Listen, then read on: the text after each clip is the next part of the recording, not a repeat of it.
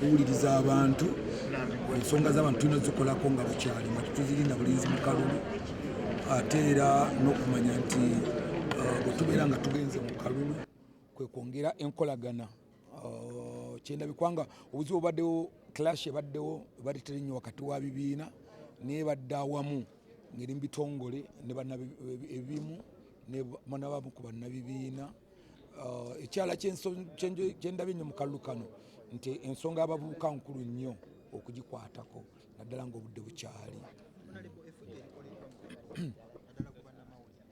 nga ndowooza nti teribadde nnyo wakati wa bannabyabufuzi nabannamawulire oba nabana abalala naye bibadde nnyo wakati w'ebitongole ebikuumaddembe ba political prayers.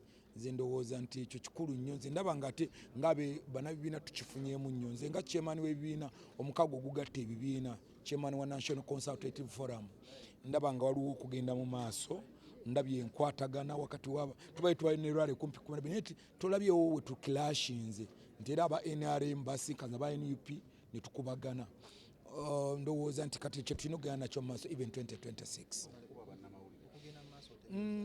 tukubadde kyebadde gamba tekikubadde wakati waffe nga political parties clash yaffe tebadde wakati wa bannamawulire n'abebibiina wabula ebadde wakati wa bannamawulire oba oli awo n'ebitongole ebikuuma ddembe kati ekyo tuteeka ku kibiina kyaffe ng'ekya NRM. Amid these very, very many challenges, we still have people who are missing. We don't know where they are. People were picked up from different places. We have journalists who are still in hospitals. We have journalists whose equipment was confiscated. We have people who are in detention in different parts of Kampala and Wakiso and other places. So it is bittersweet. But as they say, the harder the fight, the sweeter the victory. And so this is a great victory for the people of Uganda, for the people of Kawempe North. By all standards, this has been one of the most violent elections in the history of our country. You saw what happened. You see right now they are telling us that we got 17,000 votes, 764, that the NRM got 8,593, which, as you know, they did not get. But most importantly, you heard that over 15 polling stations are not counted. Why? Because goons under the command of regime officials came and, destroyed every polling material at those polling stations. So as NUP, we are very glad that the people of Kawempe North have stood firm. There were attempts at different polling stations to ballot staff, to do all sorts of things, but the people resisted in some cases. In some other cases, they were chased off polling stations, beaten up and all that, and so we are glad that we can be here today. What I can finalize with is we've been telling about a protest vote. Our president, His Excellency Kyagulanyi Ssentamu Robert, has been telling you that we are going for a protest vote in 2026. Indeed. And he told you that the protest vote begins in Kawempe. This is the meaning of a protest vote. That the regime has done everything humanly possible to ensure that Honorable Nalukola Luyimbazi Elias is not declared. But the people have spoken and have spoken very, very loudly. I thank you very much.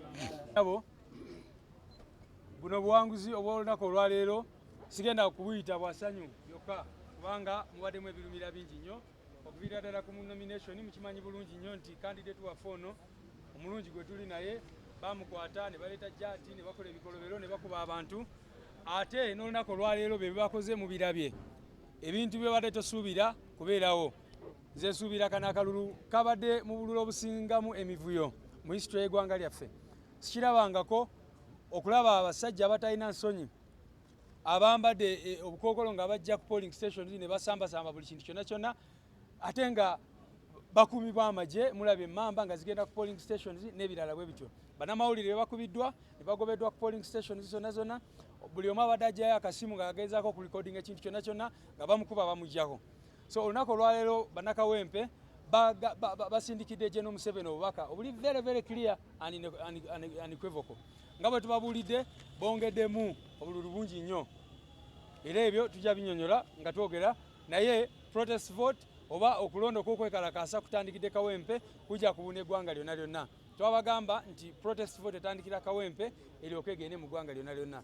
Lugiima ekoze buli kimu nammwe mukirabye nga baagazaako okulaba nti Honorable Nalukola tagenda mu Parliament, naye nga bwagambye Katonda bw'aba asazeewo tosobola omwana w'omuntu kukiziyiza, era olunaku olwaleero ndowooza General Museveni akirabye nti byonna byonna byakoze okuviira ddala ku nomination bwe baayisa candidate waffe ne babba empapula ze ez'okwewandiisa ne batulemesa okukampeininga awantu awamu ne bakola byonna byonna ebikolobero bye batukozeeko, eventually tuwangudde era twebaza Katonda lwekyo.